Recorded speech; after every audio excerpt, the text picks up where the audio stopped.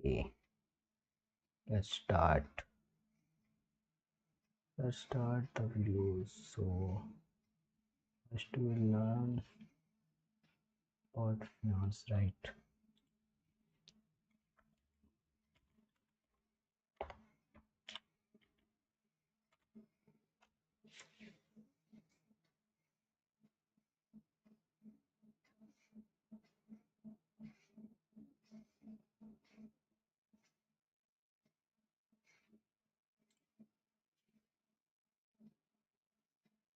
We'll be learning finance and capital markets. So first is interest and debt. I already seen that videos, but still let's go from one to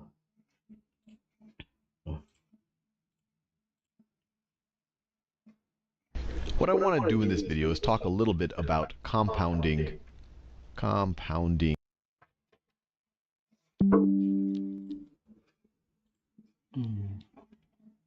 Now it will be good. Where is the volume? Go.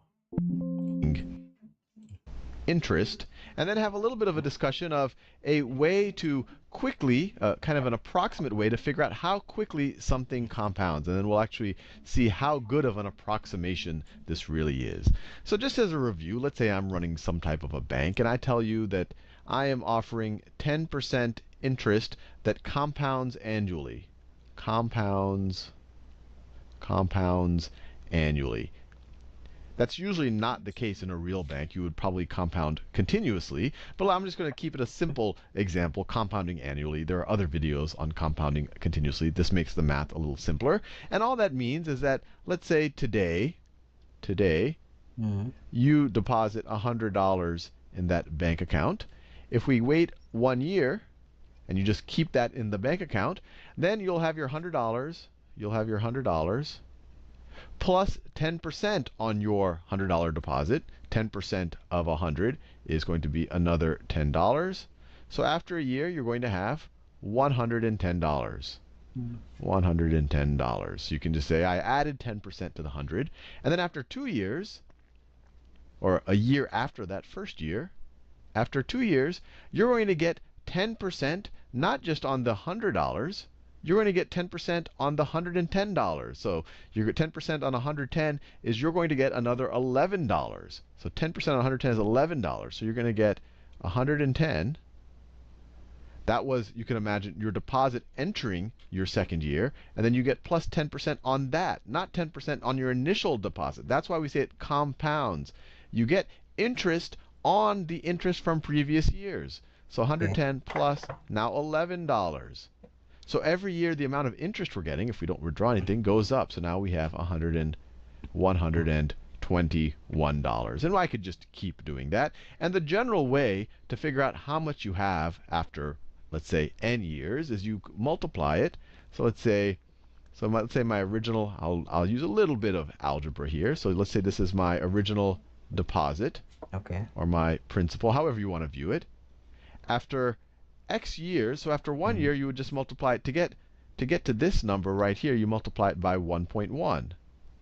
Actually, let me do it this way. I don't want to be too abstract. So just to get the math here, so to get to this number right here, we just multiplied. That number right there is 100 times 1 plus 10%, or you could say 1.1. Now this number right here is going to be this 110 times 1.1 again. So it's the 100 times 1.1, which was this number right there. And now we're going to multiply that times 1.1 again. And remember, where does the 1.1 come from? 1.1 is the same thing as 100% plus another 10%. Right? That's what we're getting. We have 100% of our original deposit plus another 10%. So we're multiplying by 1.1. Here we're doing that twice. We multiply by 1.1 twice. So after 3 years, how much money do we have? It's going to be, so after 3 years, we're going to have 100 times 1.1 to the third power. After n years, now we're getting a little abstract here, we're going to have 100 times 1.1 to the nth power. And you can imagine this is not easy to calculate. And if this was all the situation where we're dealing with 10%. If we were dealing in a world with, say, let's say it's 7%. So let's say this is a different reality here, where we have 7% compounding annual interest. Then after 1 year, we would have 100 times, instead of 1.1, it would be 100% plus 7%, or 1.07. After, let's go to 3 years. After 3 years, I could do 2 in between. It would be 100 times 1.07 to the third power, 1.07 times itself 3 times. After n years, it would be 1.07 to the nth power. So I think you get the sense here that although the idea is reasonably simple, to actually calculate compounding interest is actually pretty difficult. And even more, let's say I were to ask you, how long does it take? How long does it take to double your money?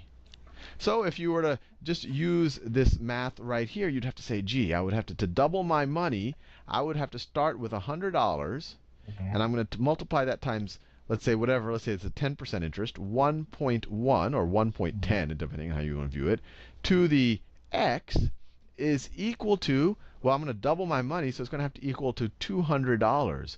And I'm going to have to solve for x, and I'm going to have to do some logarithms here. And you can divide both sides by 100. You get 1.1 to the x is equal to 2. I just divided both sides by 100. And then you could take the logarithm of both sides, base 1.1, and you get x. And I'm showing you that this is complicated on purpose. And if any of this is confusing, there's multiple videos on how to solve these. You get x is equal to log base 1.1 of 2. And most of us cannot do this in our head. So although the idea is simple, how long will it take for me to double my money? To actually solve it, to get the exact answer, is not an easy thing to do. You can just keep, if you have a simple calculator, you can kind of keep incrementing the number of years until you get a number that's close. But no straightforward way to do it. And this is with 10%. If we're doing it with 9.3%, it just becomes even more difficult. So what I'm going to do in the next video is I'm going to explain something called the rule of 72, which is an approximate way to figure out how long to answer this question. How long does it take to double your, I forgot to write the most important word. How long does it take to double your money? And we'll see how good of an approximation it is in that next video. Okay, in the next video, okay, 72 rule. We'll be learning here 72 rule, how it works. In the last video, we talked a little bit about compounding interest, and our example was interest that compounds annually, not continuously like we would see in a lot of banks. But I really just wanted to let you understand that although the idea is simple, every year you get 10% of the money that you started off with that year. And it's called compounding because the next year you get money not just on your initial deposit, but you also get money or interest on the interest from previous years. That's why it's called compounding interest. And although that idea is pretty simple, we saw that the math can get a little tricky. I mean, if you have a reasonable calculator, you can solve for some of these things if you know how to do it. But it's nearly impossible to actually do it in your head. For example, at the end of the last video, we said, hey, if I have $100 and if I'm compounding at 10% a year, that's where this 1 comes from, how long does it take for me to double my money? And end up with this equation. And to solve that equation, most calculators don't have a log base 1.1, and I've shown this in other videos. This, you could also say x is equal to log base 10 of 2 divided by log base 1.1 of 2. This is another way to calculate log base 1.1 of 2. I say this, oh sorry, this should be log base 10 of 1.1. And I say this because most calculators have a log base 10 function. And this are equivalent. And I've proven it in other videos. So in order to say how long does it take to double my money at 10% a year, you'd have to put that in your calculator. And let's try it out. Let's try it out right here. So we're going to have 2, and we're going to take the logarithm of that, which is 0.3, divided by, I'll do open parenthesis here just to be careful, divided by 1.1, and the logarithm of that, let me close the parentheses, is equal to 7.27 years, so roughly 7.3 years. So this is roughly equal to 7.3 years. And as we saw in the last video, this is not necessarily trivial to set up, but even if you understand the math here, it's not easy to do this in your head. It's literally almost impossible to do in your head. So what I want to show you is a rule to approximate this question. How long does it take for you to double your money? And that rule, this is called the rule of 72. Sometimes it's the rule of 70 or the rule of 69, but rule of 72 tends to be the most typical one, especially when you're talking about compounding over set periods of time, maybe not continuous compounding. Continuous compounding, you'll get closer to 69 or 70, but I'll show you what I mean in a second. So to answer that same question, so let's say I have 10% compounding annually, compounding annually, 10% interest compounding annually. Using the rule of 72, I say, how long does it take for me to double my money? I literally take 72. I take 72. That's why it's called the rule of 72. I divide it by the percentage. So the percentage is 10. Its decimal representation is 0.1, but it's 10 per 100, percentage. So 72 divided by 10, and I get 7.2. It was annual, so 7.2 years. If this was 10% compounding monthly, it would be 7.2 months. So I got 7.2 years, which is pretty darn close to what we got by doing all of that fancy math. Similarly, let's say that I'm compounding. Let's do another problem. Let's say I'm compounding 6. Let's say 6% compounding annually. Yeah. Compounding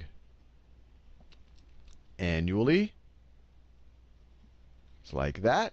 Well, using the rule of 72, I just take 72, divide it by the 6, and I get 6 goes into 72 12 times. So it'll take 12 years for me to double my money if I'm getting 6% on my money compounding annually.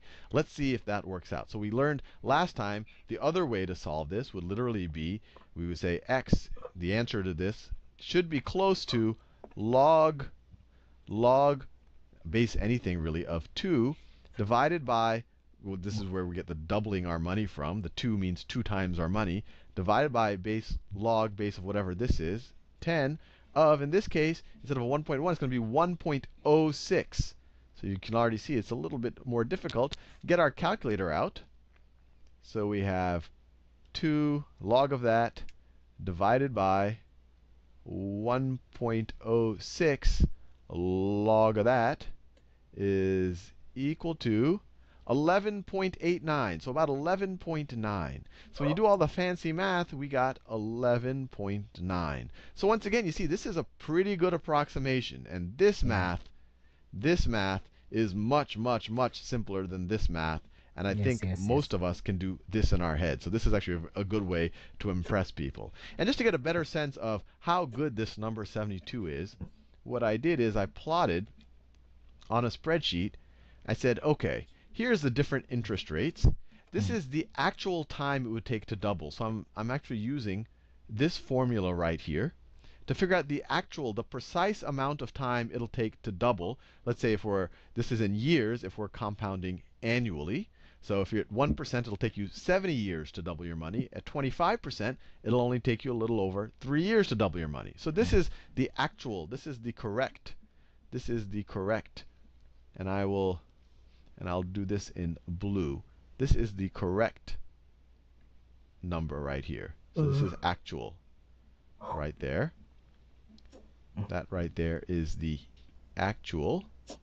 And I plotted it here too. If you look at the blue line, that's the actual. So I didn't plot all of them. If you started, I think I started at maybe 4%. So if you look at 4%, it takes you 17.6 years to double your money. So 4%, it takes 17.6 years to double your money. So that's that dot right there on the blue. At 5%, it takes you 14 years to double your money. And so this should also give you an appreciation that every percentage really does matter when you're talking about compounding interest. When it takes 2%, it takes you 35 years to double your money. 1% takes you 70 years. So it takes you double your money twice as fast. So it really is really important, especially if you're thinking about doubling your money or even tripling your money for that matter. Now, in red over here, I said, what does the rule of 72 predict? This is what the rule is. So if you just take 72 and divide it by 1%, you get 72. If you take 72 divided by 4, you get 18. Rule of 18. rule of 72 says it'll take you 18 years to double your money at a 4% interest rate, when the actual answer is 17.7 years. So it's pretty close. So that's what's in red Okay. right there. That's what's in red right. So if I say, where is my calculator?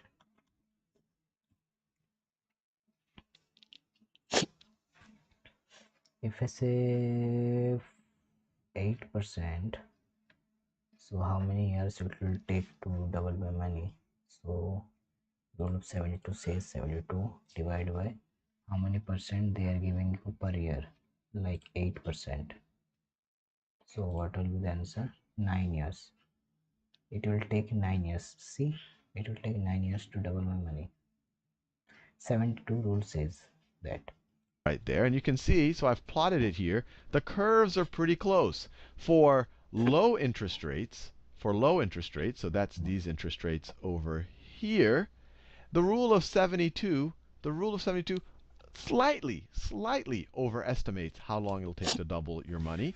And as you get to higher interest rates, it slightly underestimates how long it'll take you to double your money. And just so, if you had to think about it, is 72 really the best number? Well, this is kind of what I did if you just take the interest rate and you multiply it by the actual doubling time. And here you get a bunch of numbers. For low interest rates, 69 works good. For very high interest rates, 78 works good. But if you look at this, 72 looks like a pretty good approximation. You can see it took us pretty well all the way from what I graphed here, 4% all the way to 25%, which is most of the interest rates most of us are going to deal with for most of our lives. So hopefully you found that useful. It's a very easy way to figure out how fast it's going to take you to double your money. Let's do one more just for fun. I have a, I don't know, a 4. Well, I already did that. Let's say I have a 9%. Where? 9% annual compounding. How long does it take for me to double my money? 72 Well, by 9%? 72 by 9. divided by 9 is equal to 8 years. It'll take me 8 years to double my money. And the actual answer, if this is the approximate answer using the rule of 72, the actual answer, 9%, is 8.04 years. So once again, in our head, we were able to do a very, very, very good approximation.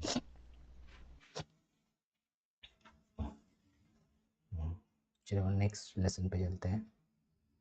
So next lesson is introduction of interest. Okay.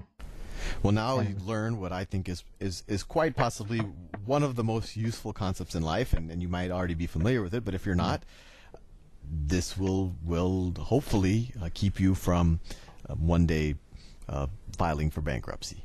Okay. So anyway, I will talk about interest, and then simple versus compound interest. So what's interest? Interest. We all have heard of it, interest rates or interest on your mortgage or, how much interest do I owe on my credit card. So interest, I don't know what the actual formal definition, maybe I should look it up on Wikipedia, but it's essentially rent on money. So it's money that you pay in order to keep money for some period of time. That's probably not the most obvious definition, but let me put it this way. Let's say that I want to borrow $100 from you.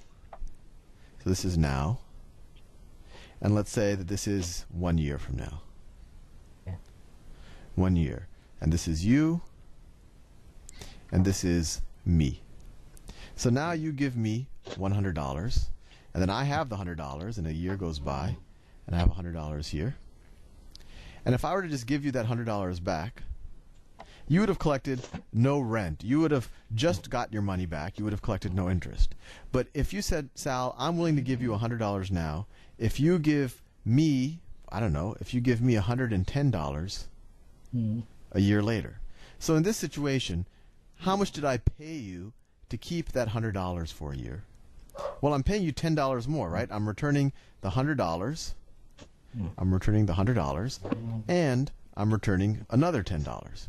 And so this $10, this extra $10 that I'm returning to you, is essentially the fee that I paid to be able to keep that money and do whatever I wanted with that money, and maybe save it, maybe invest it, do whatever, for a year. And that $10 is essentially the interest. And a way that it's often calculated is a percentage of the original amount that I borrowed. And the original amount that I borrowed in fancy banker or finance terminology is just called principal. Okay. Principal. Principal.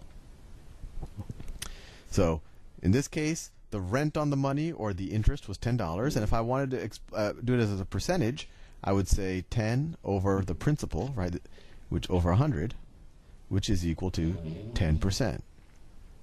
So you might have said, hey, Sal, I'm willing to lend you $100 if you pay me 10% interest on it.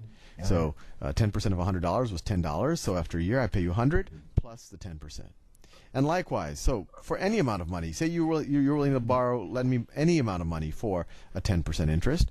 Well, then if you were to lend me $1,000, then the interest would be 10% of that, which would be $100. So then after a year, I would owe you 1,000 plus 10%, 100. 10% times 1,000, and that's equal to $1,100.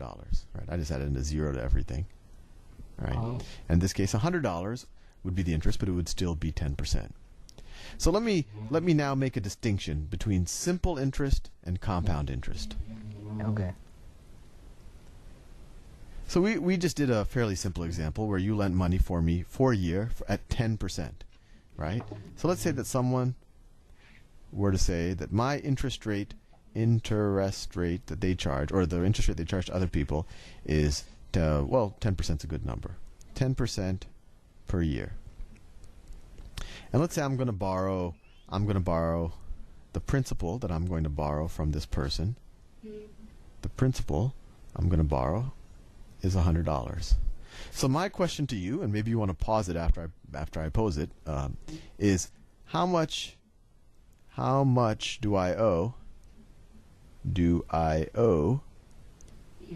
in 10 years? How much do I owe in 10 years? So there's really two ways of thinking about it. You could say, okay, I start, in years at time zero, like if I just borrowed the money and I just paid it back immediately, I would just pay, it'd be $100, right? I'm not going to do that. I'm going to keep it for at least a year. So after a year, just based on the example that we just did, I could add 10% of that amount to the $100, and I would then owe $110. And then after 2 years, I could add another 10% of the original principal, right? So every year I'm just adding $10. So in this case, it would be $120. And in year 3, I would owe $130. Essentially, my rent per year to borrow this $100 is $10, right? Because I'm always taking 10% of the original amount.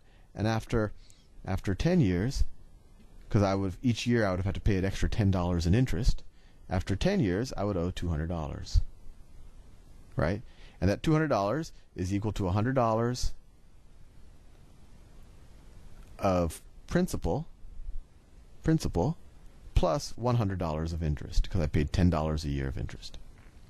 And this notion, which I just did here, this is actually called simple interest, which is essentially you take the original amount you borrowed, the interest rate, the fee that you pay every year is the interest rate times that original amount, and you just incrementally pay that every year. But if you think about it, you're actually paying a smaller and smaller percentage of what you owe going into that year. And maybe when I show you compound interest, that'll make sense. So this is one way to interpret 10% interest a year. Another way to interpret it is, okay, so in year 0, right, you still, it's $100 that you're borrowing, or if they handed the money and you said, no, I don't want it, and you just paid it back, you'd owe $100. After a year, you would essentially pay the $100 plus 10% of $100. Yeah. Right, which is $110. So that's 100 plus 10% of 100. Let me switch colors because it's monotonous, right? But I think this makes sense to you. And this is where simple and compound interest starts to diverge. In the last situation, we just kept adding 10% of the original $100. In compound interest now, we don't take 10% of the original amount. We now take 10% of this amount. right? And so what are we doing every so now we're going to take the original, we're going to take $110 is going to be our new, you can almost view it as our new principal. It's like this is how much we owe after a year, and then we would re-borrow it, right? So now we're going to $110 plus 10% times 110, right? And that is equal to, you could actually undistribute the 110 out, and that's equal to 110 times 110. You can actually actually 110 times 1.1, right? And so that equals, and actually I could rewrite it this way too. I could rewrite it as 100 times 1.1 squared, and that equals what's $121. And then in year 2, this is my new principal. This is 121. This is my new principal. And now I have to, in year 3, so this is year 2. I'm taking more space, so this is year 2. And now in year 3, I'm going to have to pay the $121 that I owed at the end of year 2, plus 10% times the amount of money I owed going into the year, $121. And so that's the same thing. We could put parentheses around here. So that's the same thing as 1 times 121 plus 0.1 times 121. So that's the same thing as 1.1 times 121. Or another way of viewing it, that's equal to our original principal times 1.1 to the third power. And if you keep doing this, and I encourage you to do it because it'll really give you a hands-on sense, at the end of 10 years, we will owe, or you, I forgot who's borrowing from whom, $100 times 1.1 to the 10th power.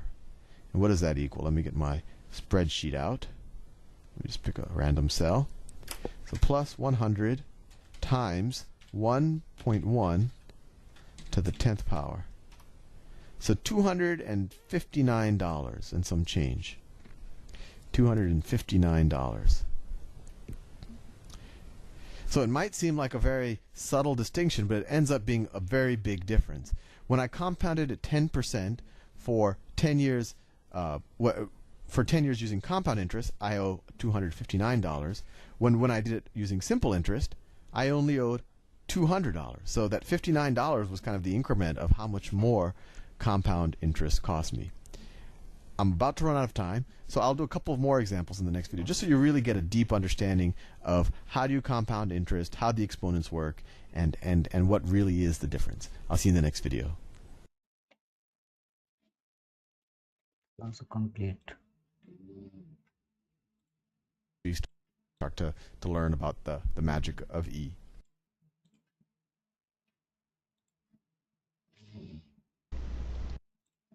Easily.